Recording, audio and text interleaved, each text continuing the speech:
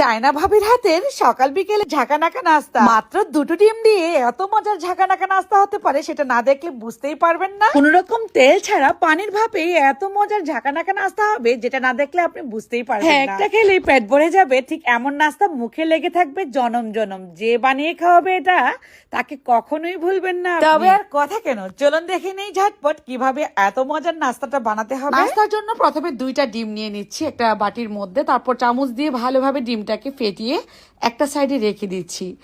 আরও একটা মিক্সিং বলে নিয়ে নিচ্ছি 1 কাপ পরিমাণ ময়দা, স্বাদ অনুযায়ী লবণ, 1 টেবিল চামচ পরিমাণ চিনি, 1/2 কাপ পরিমাণ গুঁড়া দুধ, তারপর নিয়ে নিচ্ছি এই নাস্তার নায়িকা ইস্ট। এটা এমন একটা নায়িকা ইস্ট, ইনস্ট্যান্ট ইস্ট। এই ইস্ট দিয়ে আপনি যখন তখন নাস্তা বানিয়ে ফেলতে পারবেন। 1 থেকে 1.5 চা চামচ পরিমাণ ইস্ট দিয়ে দিচ্ছি।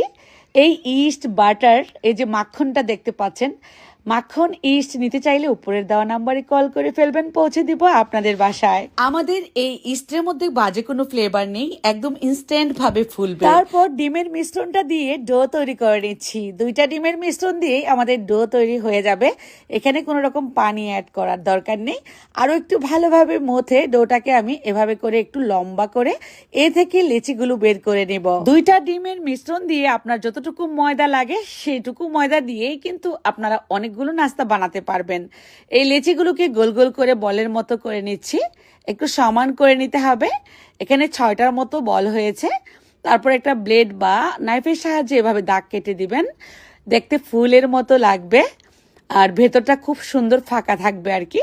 সবগুলোকে একইভাবে আমি দাগ কেটে দিচ্ছি। তারপর উপর দিয়ে একটু শুকনা ময়দা দিয়ে দিচ্ছি যাতে করে দাগগুলো লেগে না যায়, সেজন্য শুকনা ময়দাটা দিতে হবে। এরপর তাওয়াটাকে একটু গরম করে হালকা ছেঁকে নিচ্ছি। 30 সেকেন্ডের মতো ছেঁকে নিচ্ছি একটা পাশ। সুন্দর একটা কালার চলে আসলে এখন আমি পানির ভাপে বসিয়ে দিচ্ছি। একটা পাত্রে পানি বসিয়ে দিয়েছিলাম 2 কাপের মতো। এটার মধ্যে একটা চালনি দিয়ে এই নাস্তাগুলো একে একে বসিয়ে আমি প্রায় 5 মিনিটের মতো ভাপ দিয়ে নিলাম। পুরোপুরি ঠান্ডা হয়ে যাওয়ার পর আমি আপনাদেরকে দেখিয়ে দিব কতটা তুলতুলে নরম হয়েছে এই নাস্তাটা। ছোট বড় সকলেই পছন্দ করবে।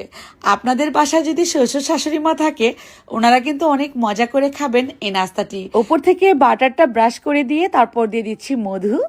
চাইলে কিন্তু চায়ের সাথে এটা আপনারা বাসায় রেখে খেতে পারেন 2 দিন পর্যন্ত। 2 থেকে 3 দিন পর্যন্ত ভালো থাকবে এই নাস্তাটি। নরমাল ফ্রিজে রেখে 7 দিন পর্যন্ত খেতে পারবেন। একটুখানি ওভেনে বা তাওয়ার মধ্যে ছেঁকে নিলে আবার তুলতুলে নরম হয়ে যাবে। তেল ছাড়া পানির ভাপে এত মজার নাস্তা চিন্তাই করা যায় না, তাই না? রেসিপিটি ভালো লাগলে অবশ্যই শেয়ার করবেন। সবাই ভালো থাকবেন, সুস্থ থাকবেন। আবারও দেখা হবে নতুন রেসিপিতে। সেই পর্যন্ত আল্লাহ হাফেজ।